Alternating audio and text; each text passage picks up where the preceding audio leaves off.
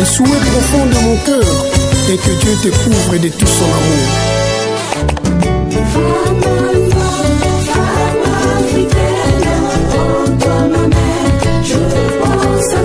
Mesdames et messieurs, bonjour et bienvenue dans votre émission Miroir de Femmes. Miroir de Femmes, une émission socioculturelle qui vise la promotion de la femme. Une émission présentée par votre humble servante Tiziana Boeli. Aujourd'hui, nous recevons pour vous Madame Arlette Kachama Odia, qui est avocate, mais également actrice politique ici en RDC. Avec elle, nous aurons à parler sur les avortements clandestins chez la jeune fille. Bonjour Madame. Bonjour. Comment allez-vous? Je me porte bien et je suis très ravie de recevoir votre invitation et de pouvoir échanger autour du sujet que vous venez de nous citer. Le plaisir est partagé. Merci. Madame, pour entrer dans le bain de notre émission, pouvez-vous vous présenter pour éclairer l'opinion qui nous suit dans cet instant? Bon, je pense que vous m'avez déjà suffisamment bien présenté.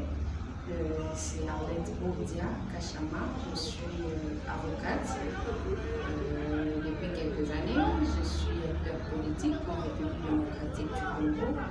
En cela, présidente nationale de la Ligue des femmes au sein de notre parti politique qui est la Dynamique Congo Unie, parti cher à M. Vidier Chimanga Chipanga, aussi conseiller spécial du chef de l'État en charge des questions stratégiques.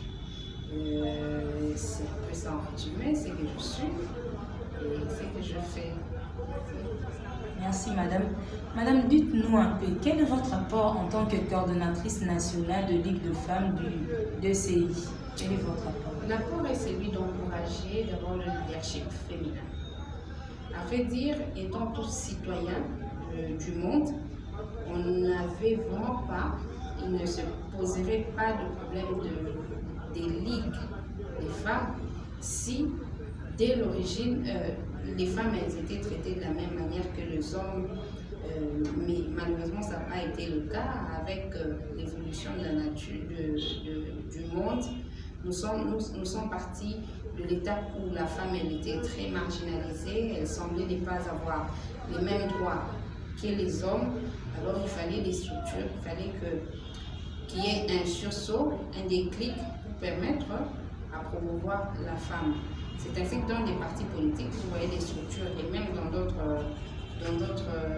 associations, vous voyez toujours des structures qui se penchent sur la promotion de la femme. C'est en cela notre apport, celle de rencontrer toutes les femmes, toutes les couches, pour essayer de les inciter à comprendre ce que femme peut faire pour la nation, pour l'humanité et en quelques domaines que ce soit. Maître Arlette Odia, vous êtes avocate de formation. Dites-nous un peu, quelle lecture faites-vous sur les avortements clandestins alors que les assises de Maputo autorisent les avortements clandestins chez la jeune fille dans son article 14, alinéa 2, qui autorise les avortements dans le cas de viol, inceste et si la femme est dans des conditions difficiles. Vous, étant qu'avocate, quelle est votre contribution par rapport à ça? Parce que la loi interdit les avortements. Justement, étant femme, étant aussi avocate, comme vous le dites, l'avortement, c'est justement quelque chose à ne pas encourager parce que c'est une façon d'interrompre une vie. Étant donné qu'on est censé avoir cherché l'enfant, lorsqu'il arrive, on doit le porter déjà dans son sein, lui donner la chance de vivre. Parce qu'on ne sait exactement pas qu'est-ce qui deviendrait dans les jours à venir. Mais il se pose de problèmes dans la société où une femme se retrouve enceinte sans exactement le vouloir et parfois même contre son vouloir. Et c'est des cas, par exemple, des viols ou des incestes ou même des grossesses difficiles. Dans tous les cas, l'avortement n'est pas souhaité. Mais étant donné qu'il peut présenter aussi un certain intérêt pour une vie équilibrée au sein de la société, c'est ainsi que vous voyez les traités autorisés. Et là, il y a une nuance à apporter. Ça ne veut pas dire que le traité de Maputo demande à toute personne qui se retrouve dans l'un des cas qu'on venait de citer de pouvoir avorter. C'est celui de donner le choix. C'est lui de reconnaître dans des cas spécifiques. C'est lui de ne pas d'épargner la femme qui accepte, qui voudrait l'avortement à cause des circonstances de la vie qui l'ont surpris, à ne pas encore se sentir coupable devant les instances judiciaires. Donc de ne pas obliger cette femme-là, déjà qu'elle venait de souffrir ou qu'elle est en train de souffrir à cause des circonstances de la vie, ne pas encore lui faire souffrir en l'obligeant de porter cette grossesse. Dans tous les cas, ce sont des choix que chacun peut choisir, même ayant été victime d'un viol, d'une inceste, choisir de porter son enfant. Vous voyez, c'est quand même une question de choix, mais dans tous les cas, nous pensons que la religion elle a sa part, et même le bon sens a aussi sa part, mais il faudrait voir que l'être humain arrive toujours à passer par des circonstances qui lui fait un peu sortir le soin. Maître Alex Odia, quelle a été votre contribution dans le procès Sanzou, le procès qui a été très suivi dans notre pays, dont vous étiez l'avocate principale de M. Djamel? Quelle a été votre contribution? C'est tout à fait ma profession. Je vous ai dit que ça a daté déjà de plusieurs années que je suis avocate. Donc le procès 100 jours, au-delà du fait que ça a été l'un des procès emblématiques dans notre pays, mais c'est un procès comme tous les autres, ça a été un client comme tous les autres, malgré autant d'implications et d'enjeux politiques qui entraient même en ligne de compte. Et sinon, ma contribution a été celle de tout avocat, celui de prêter sa voix à un sans voix, parce que quelqu'un peut bien être fort et puissant, lorsqu'il est derrière les barreaux, il devient faible. Et lorsqu'on apporte sa voix à celui-là, c'est justement ça, exercer la profession d'avocat. Et ça a été un plaisir pour moi de voir combien les femmes à travers le monde, et essentiellement la femme congolaise, m'avaient encouragée, s'est disait satisfaite de mes prestations, en dépit de tout. Et si on doit considérer ça comme un couronnement, comme une victoire pour la femme, la cause de la femme que nous défendons avec autant d'énergie, tant mieux pour nous. Vous n'avez pas eu peur parce qu'il y avait plusieurs de l'autre côté, il y avait plusieurs avocats hommes. Vous avez pas eu peur de vous défendre? Bon. La peur, elle a déjà quitté mon esprit depuis l'instant où je m'étais décidée de m'engager dans cette profession. Mais ce qui est vrai, c'est que j'ai été consultée pour ces dossiers seulement 3 jours avant la plaidoirie. Alors il fallait courir dans tous les sens pour réunir tous les documents du dossier. Il fallait se mettre dans le bain. Et lorsqu'on est femme, on n'a toujours pas dans notre société les mêmes chances que les autres. Vous verrez qu'on peut être buté à des faits comme les hommes qui ne voudraient vraiment pas vous entendre parler ou vous voir vous défendre. Mais sinon, ce sont des choses avec lesquelles nous vivons et nous sommes déjà habitués à les surmonter. Madame, quel est votre impact en tant qu'actrice politique dans notre pays? Quel est votre impact? Je venais de le dire lorsque vous avez posé la question par rapport à ma contribution au sein de mon parti. Et l'impact est celui justement de donner un message fort, pas seulement à la femme, mais vraiment au peuple congolais dans son ensemble, de pouvoir croire en la femme. Et la femme devra croire en elle-même, c'est donner des objectifs précis dès les tout bas âge. Et ça, je pense que ça relève même de la responsabilité des parents. Lorsque les enfants grandissent, il faut déjà savoir les orienter. Et chacun dans son domaine, il peut avoir des objectifs clairs pour pouvoir se donner des moyens de les atteindre. Et moi, quand j'ai accepté la politique, c'est que déjà dès le départ, je m'étais donné des objectifs. Ces objectifs de diriger, les objectifs de marquer aussi mon passage sur Terre d'une certaine manière. Et je pense que je suis en train de me prendre et d'évoluer dans ce sens.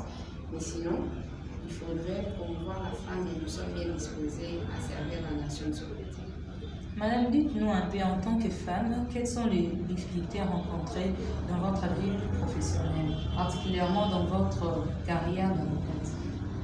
Les difficultés, il y en a, que ce soit pour les femmes, que ce soit pour les hommes. Mais je pense que votre question s'en va plus dans le sens des difficultés spécifiques liées au genre, au fait qu'on est femme.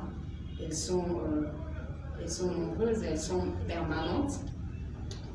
On ne dirait pas qu'il y a une certaine misogynie, mais déjà dans la nature, elle n'a pas toujours été égale. Il y a certains qui ont beaucoup plus de chances, d'autres moins.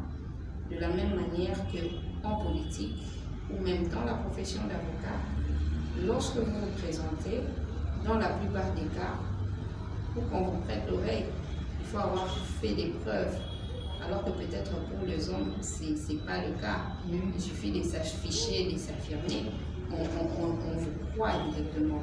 Sinon, pour les femmes, c'est un peu comme une sorte de présomption d'ignorance. Il faut d'abord faire des preuves avant d'être accepté. Et lorsque vous ne faites pas de preuves, lorsqu'il vous arrive de faire un faux pas, au lieu de vous encourager, on se moque de vous pour dire que vous aviez trop osé. Et ce sont un peu ces genres de difficultés. Je pense que d'autres difficultés sont déjà beaucoup évoluées, surtout pour moi qui a déjà accompli autant d'années et en politique et en droit et dans mon domaine d'avocat. C'est lui de se voir tout le temps courtisé par des personnes que nous contactons. Après une expérience, surtout celle que j'ai déjà, on sait déjà comment vivre avec et ramener tout cela au bon sentiment pour comprendre que lorsque je me suis engagée dans ma profession, je pense que vous êtes aussi engagés dans la vôtre, nous devons plus se mettre ensemble pour aider les uns les autres à respecter, à atteindre chacun des objectifs de sa profession. Madame, parlez-nous de vos ambitions politiques. Les ambitions politiques, c'est essentiellement celui d'avoir le pouvoir. Ce n'est que lorsqu'on a le pouvoir qu'on sait répondre aux aspirations de ceux qui croient en vous, et notamment les peuples. Il faut avoir le pouvoir de changer le destin de vos semblables. Il y en a qui aujourd'hui sont en train de peiner pour avoir ne serait-ce que de quoi manger, de quoi se vêtir, de quoi se soigner. Tu veux bien avoir les meilleurs conseils à donner, mais ça ne va pas résoudre la crise qu'elle vit. Ça ne va pas mettre à manger sur son plat. Alors, pour apporter des solutions concrètes aux problèmes de société, il faut pas seulement en avoir la volonté, pas seulement en avoir le désir, mais surtout en avoir le pouvoir. Et c'est ça le travail que je suis en train d'abattre. Pas forcément celui d'avoir des postes, parce qu'il y a une nuance qu'il faut voir entre avoir un poste et avoir un pouvoir. En politique, vous pouvez avoir le poste, si vous n'avez pas le pouvoir, mais ne pas avoir le pouvoir. Or, si vous avez le pouvoir, même sans avoir des postes, les postes suivent. C'est à cela que je voudrais très souvent, j'en parle avec les femmes que je rencontre, les femmes du parti. Nous devons d'abord avoir des objectifs clairement définis. Madame Odia, pouvez-vous nous parler aussi de vos perspectives d'avenir, votre vision et votre perspective? En tout cas, on est en train de dessiner ou de peindre un Congo riche en couleurs. Et pour y arriver, on doit devoir travailler. C'est ainsi que les perspectives pour moi, c'est que la femme soit suffisamment représentée au sein des institutions de la République et que la femme, dans tous les divers domaines, soit en avant-plan, que ce soit dans les métiers, les arts et métiers, que ce soit un peu partout où elles se retrouvent. On voit aujourd'hui plein de femmes, par exemple dans l'aviation, c'est quelque chose de bon pour le combat de la femme. Et c'est un peu ça, la perspective. Et nous serons en train de nous encourager les unes les autres pour aider chacun dans son domaine à exceller, à pouvoir exceller. Madame, avez-vous votre propre structure, genre une association, une ONG qui milite pour la promotion de la femme? Oui, j'ai une ASBL, CEDUC, collectif pour le développement et l'unité du Congo, où on a une branche chargée du leadership féminin qui commence son début. Mais maintenant, avec les fonctions que j'ai au sein du parti, l'ASBL, ce sont des structures. Les ASBL sont des structures apolitiques. Tandis que moi, je suis maintenant de plein pied en politique. Donc, il y a des gens, des membres de l'ASBL qui s'occupent plus de ça. Vous êtes juste à la supervision. Justement. Tandis que moi, je suis plus affichée en politique. Madame, quels conseils pouvez-vous donner à toutes les femmes qui veulent embrasser le droit? Parce qu'il y a beaucoup. Vous êtes aîné, étant qu'aîné, vous pouvez leur donner soit des conseils, soit des orientations.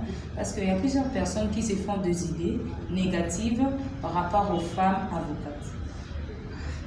La première chose que je conseille, c'est avoir du courage. Les ambitions, on peut les avoir. On peut même commencer à planifier comment les obtenir. Mais dès lors qu'on n'a pas le courage, on n'y parviendra. Souvenez-vous de ce qui était en français.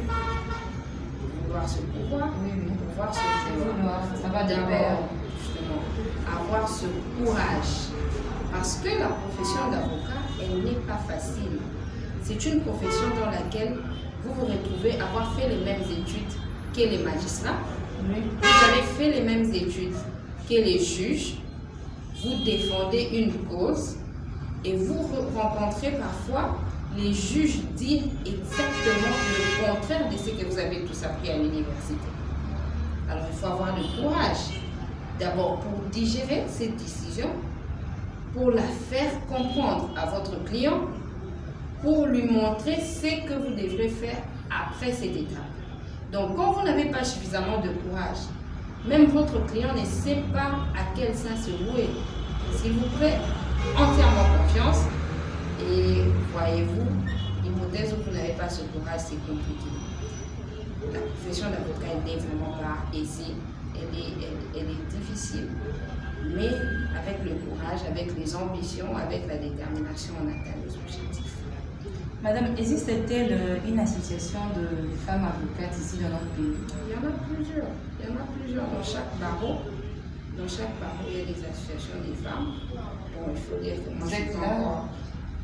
moi, je ne suis pas encore vraiment très engagée dans les associations des femmes avocates, mais je le ferai. Pourquoi la clause? Je n'avais pas encore beaucoup de temps pour ça. Je n'avais pas beaucoup de temps pour ça. Je suis très engagée en politique. Ça me demande beaucoup de concentration, beaucoup d'énergie. Je réponds à tous les devoirs d'avocat au sein du corps de la corporation, mais pas encore. Je vais, comme vous me le demandez. Ça sera vraiment intéressant, surtout avec votre expérience. Merci beaucoup, je vais le faire. Madame, nous sommes au terme de notre émission. Quel message pouvez-vous adresser à toutes les femmes qui nous suivent en cet instant? Je lance les fleurs à toutes les femmes qui déjà se sont levées pour défendre la cause de la femme, pour promouvoir sa cause. Par là, je peux citer Chantal Faïda, qui déjà, elle est toujours là derrière, même celles qui se sont beaucoup prononcées pour toujours encourager, on doit y aller, on doit y aller. Les femmes qui sont encore dans la timidité, mais qui quand même ont l'occasion de nous suivre, c'est ici un appel que je leur lance, de pouvoir se débarrasser de cette peur, de pouvoir se donner du courage pour atteindre les objectifs communautaires, les objectifs de toute femme, celle de voir les autres se promouvoir aussi.